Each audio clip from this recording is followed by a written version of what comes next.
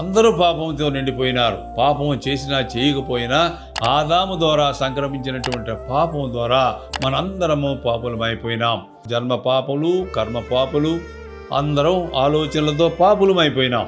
ఆ విధంగా పాపంతో నిండిపోయినటువంటి మానవాళి, సర్వమానవాళి పాపమును మోసికొని పోవుచున్న దేవుని గొర్రెపిల్లగా ఈ లోకానికి యేసుక్రీస్తు ప్రభువారు వచ్చినారు.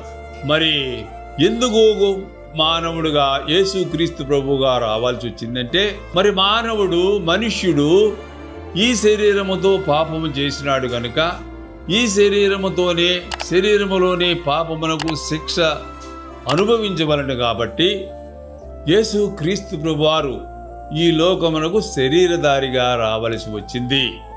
అందును బట్టి ఆయన శరీరధారిగా మన పాపముల యావత్తు తండ్రి ఆయన మీద మోపారు. కల్వరి శిలువలో ఆయన మన పాపములన్నిటినీ ఆయన మీద మోపినప్పుడు తండ్రి ఆయన చూడనొల్లని వాడైపోయాడు.